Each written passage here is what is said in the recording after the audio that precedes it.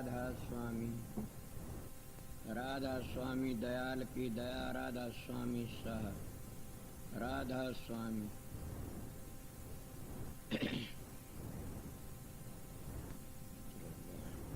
प्रेमियों, सत्संगियों, माता और बहनों, सब का आगे बेनती से जितनी बार सत्संग हो शांति तो सुनते रहो। मैं आपकी हाजिरी में दिन में भी कुछ बार सत्संग कर गया था, अब भी आया हूँ। पर मेरा विचार से कोई बोलने वाला हो तो बोल सकता है, ये दिल में हो तो है कोई? नारायण सिंह हो,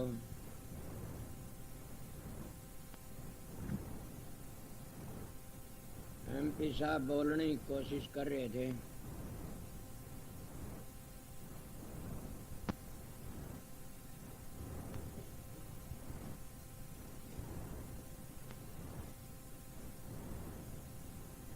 पूरे आ जाओ।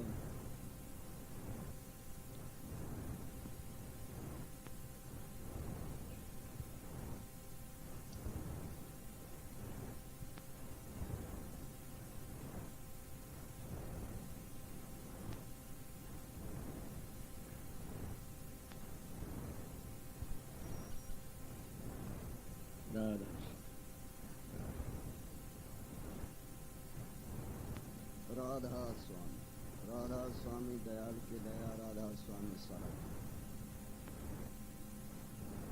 हजूर महाराज ने आज्ञा दी है कि मैं सत्संगी भाइयों, बहनों, माताओं के सामने कुछ निवेदन करूं। जहाँ तक बोलने का संबंध है, हम साधारण प्राणियों को तो क्या बोलना आता है और क्या बोल सकते हैं। हम तो यहाँ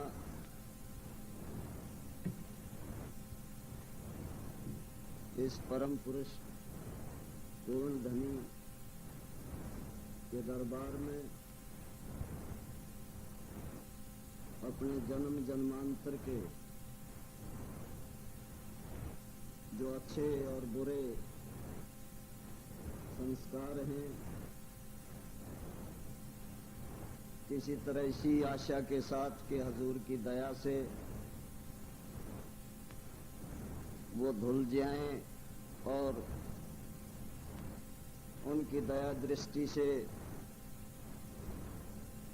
जो परम लक्ष्य है इस मानस चोला में आने का, उसकी तरफ कुछ कदम बढ़ा सके। मुझे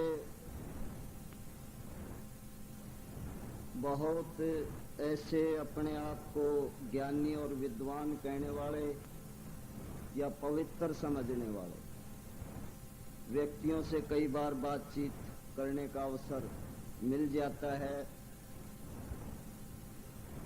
जिनसे मैं यही प्रार्थना किया करता हूं कि वो अपने जीवन के उच्चतम लक्ष्य को समझें। उत्तर में वो कहते हैं कि हम तो आवश्यकता नहीं समझते किसी दूसरे के सहारे की, हमें तो कोई पाप नहीं करते, कोई गलत काम नहीं करते, हम तो हर तरह से ठीक हैं, हमें ज़रूरत नहीं किसी गुरु सतगुरु की या किसी अन्य की कृपा की। मैं एक ही बात कहा करता हूँ, यहाँ पर बहुत से देहात से ही ज़्यादा संख्या में किसान भाई बहन हैं, चाहे कितना ही सुंदर खेत संवार लिया जाए, कितना ही इसमें परिश्रम करके और ऐसा लगे बहुत बढ़िया खेत संवर गया, अगर उसमें बीज न डाला जाएगा तो क्या पैदावार ले लें। तो पूर्ण पुरुष राधा स्वामी दयाल के धाम से अवतरित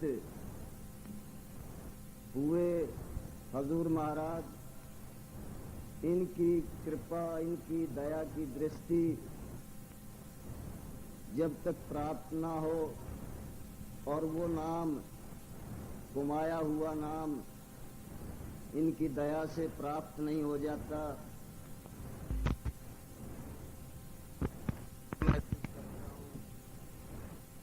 कि हमारा जो लक्ष्य है जीवन का उसको प्राप्त करना असंभव। गुरु की दया ही सब कुछ है और गुरु की दया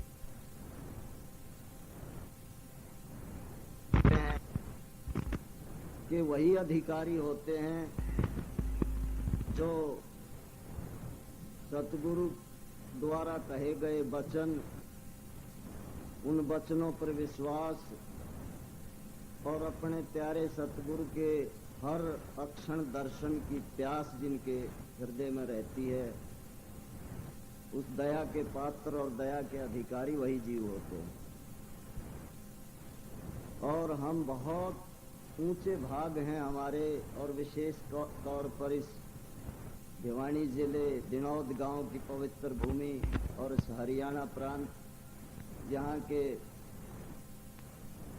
कौन चीन सकता है, कौन, मैं तो कहता हूँ एक रोम,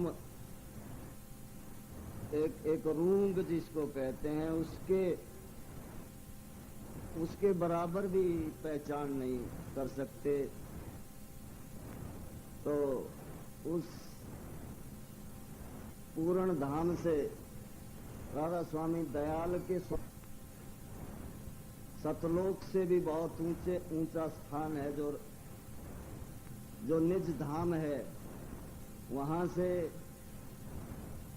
इस भूमि को पवित्र किया और इतने प्राणियों पर दया की वर्षा, हजारों लाखों की संख्या में, तो बड़े भाग हैं ये।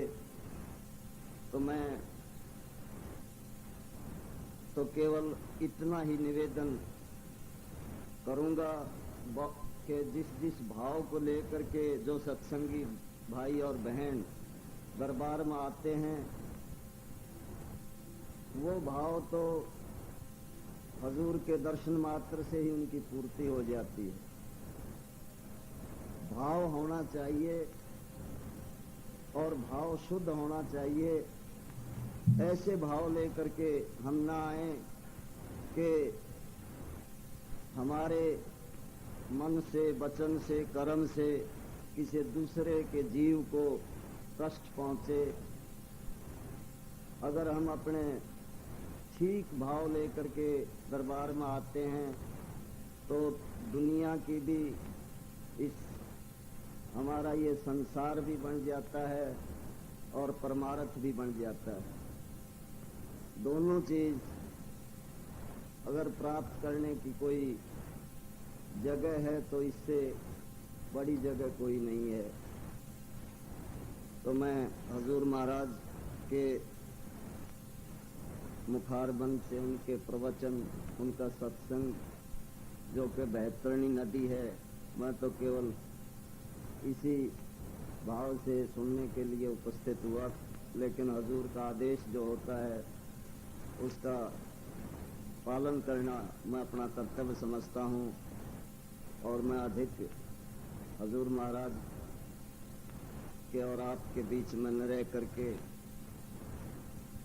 मैं तो यही प्रार्थना हजूर महाराज से है कि वो इस कितने 10 साल का कोई बड़ा समय नहीं, देखते देखते कितने लाखों की संख्या में न केवल हमारे प्रांत के ही, हमारे प्रदेश के ही, न केवल हमारे देश के ही, बल्कि विदेश के जीव भी जो हैं हजूर महाराज से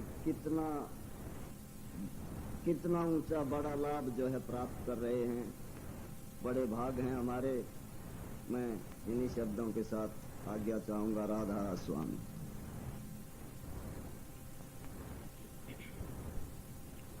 राधा स्वामी। राधा स्वामी दयाल की दया। राधा स्वामी सहा। राधा स्वामी। प्रेमियों, सत्संगियों, माता और बहनों, जितने आए हुए सो सबका आगे मेरी बेनती है, जितनी बार सत्संग हो शांति तो सुनते रहें।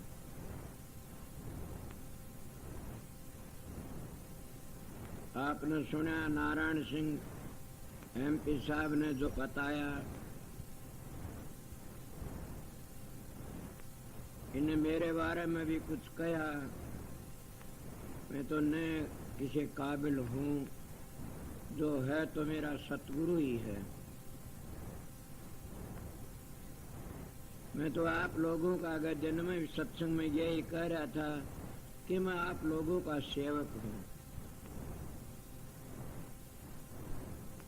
जे आपको ये कहते हो कि किस तरह कहते सेवक किस तरह हो, बिल्कुल भी मैं सच कहता हूँ। गुरु महाराज की दया थी, उनका हुक्म था संगत की सेवा करना, तो सेवक का काम ही होता है सेवा करना। सच पूछा जाए तो मैं आप लोगों मनते बचनते कर्मते हर तरह सेवा करना चाहता हूँ।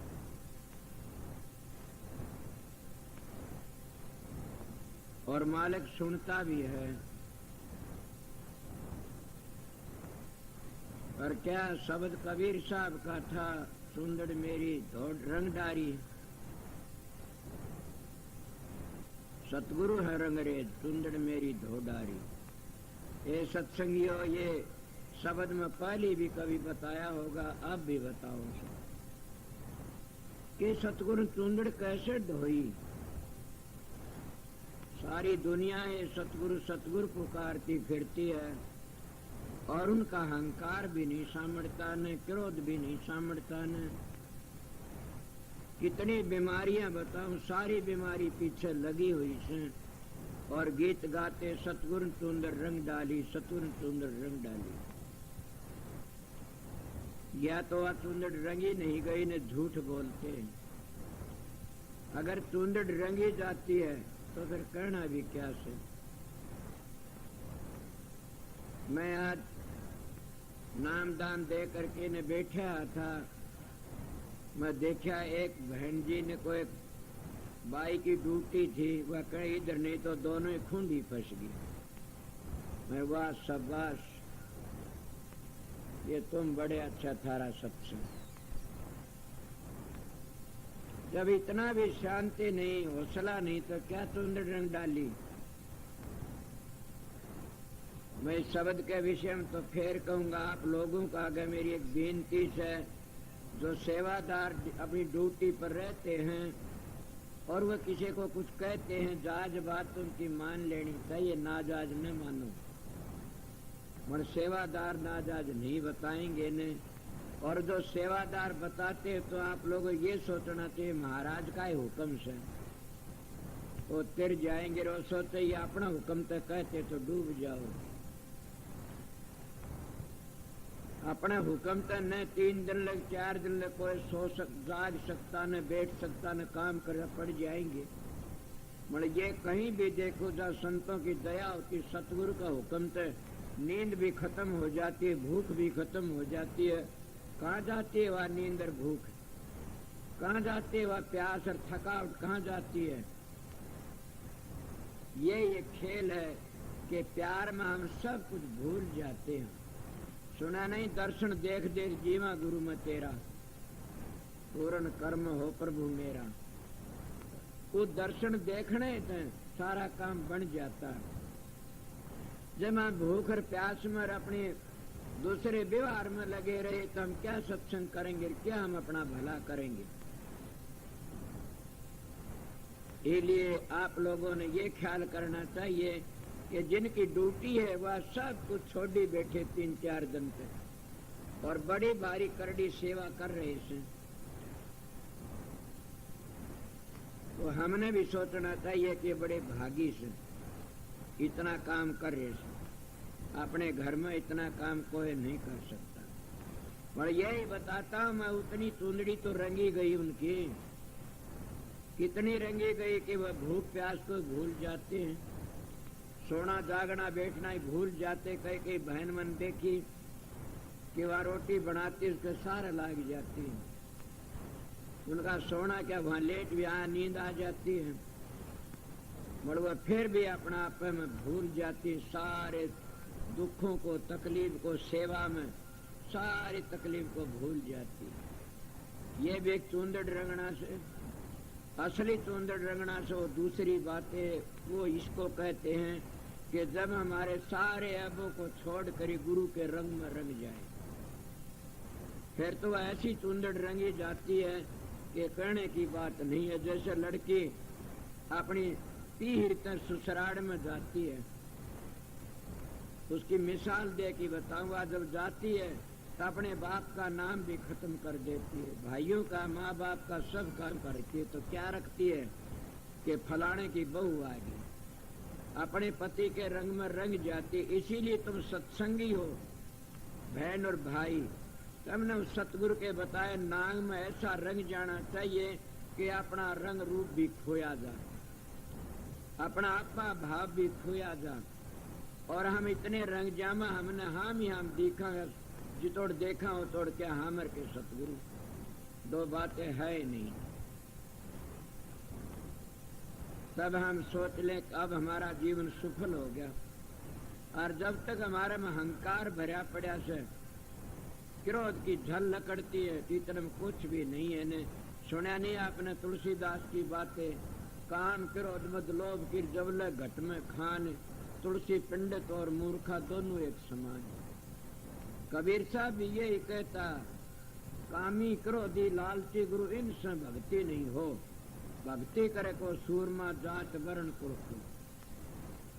जब उस रंग में रंगा जाता सब कह को भूल जाता। इसी तरह क्या सतगुरु सतगुरु होता, सतगुरु के दर्जे काफी से। आपको कौन सा दर्जा से कि सतगुरु धोबी भी होता है, सतगुरु भंगी भी होता है, समझ गए, और सतगुरु चौकीदार भी होता है। सतगुरु का यो दर्जा से देख ले, अपने राधा स्वामी धाम था, अपने धाम को छोड़ करके ने, अपनी ऐश आराम को छोड़ करके ने, और हमारे लिए इस भूमि पर आता है, और जीवों के कर्मों के भार भी उठाता है, और ताड़ मार भी उठता और दुख सुख भी सहता है। और उस धाम को छोड़ के क्या पड़ी, इसलिए दोहा याद आ गया, सरवर सरवर संजन चौथे वर्ष में परमार्थ के कारण चारों धारे दे। उस सतगुरु को न कोई जरूरत है, वो तो हमारे लिए आता है और अपना काम करके चला जाता, वो चुंदड़ को रंग जाता है। वह चुंदड़ हमारी मैली हो रही थी, किस तरह मैली होगी? आप कहोगे चुंदड़ मैली नहीं होती, नहीं हो जाती है। और चुंदड़ मैली होने तो हम मारे मारे फिरते, जब हमारी चुंदड़ जगमा उठती है तो हम फिर वापस आते नहीं ने। और जब हमारी चुंदड़ मैली हो जाती है फिर आना पड़ता है। किस तरह? हमारी चुंदड़ के ऊपर धब्बे पड़ जाते हैं, काम के, क्रोध के, लोभ के, मोह के। समझ गए? असवल सच पूछा जाए तो हम पिछले कर्मों के प्रताप से यहाँ ये भी धब्बे पड़े हुए हैं। हमारी चुंदड़ मैली थी तभी तो यहाँ आए, ना क्यों आते? पर चुंदड़ मैली नहीं, हमने धब्बे घेर लिए चुंदड़ में। वह चुंदड़ है कौन सी? शरीर नहीं है, न तो हमारी जीवात्मा सूरत है, और वह सतपुरुष की अंश है, अनामी धाम में रहती है। और आती किस तरह है? जब उसके ऊपर धब्बे पड़ जाते। कौन से धब्बे? कर्मों के। वह कर्मों के धब्बे हमने ले करके यहाँ आ जाते हैं। जिसके ऊंचे कर्म होते, राजा बाबू सेठ साहूकार बन के आ जाता। जिसके छोटे कर्म होते, खोटे होते, वो ओडी कंगले बन के आ जाते। ये मैं गीता की बात भी सुनी थी कि जैसे धर्म पुण्य लो की बीड़ी से, सोने की बीड़ी से, और खोटे कर्म लो की बीड़ी है, दोनों बीड़ी की बीड़ी। पर इन दोनों तो बचना चाहते हो तो अपनी चूंदड़ को उजड़ी कर लो। 4 युग चले गए चूंदड़ पर मैल पड़ती पड़ती। अगर कोई काबिल महात्मा संत मिल जाए तो इस चूंदड़ को उजड़ी कर देता। उजड़ी तो थी या, जैसे हमारे भाई सनातन धर्म वाले कहते हैं 3 चीज अमर हैं, जीव, ईश्वर, प्रकृति। इसी तरह ये तीनों अमर हैं। तो सूर्य तो अमर है, और सूर्य तो अजर अमर है, न पानी में गलती, न हवा में उड़ती, न आग में जलती, अमर है। इसीलिए फिर यह मैली क्यों हुई कि हमारे कर्मों के धब्बे पड़ गए। ये तो आप लोगों ने सब ने मानने पड़ेंगे। पहले शरीर बनता, फिर कर्म बनते, कर्म तो शरीर, शरीर के कर्म।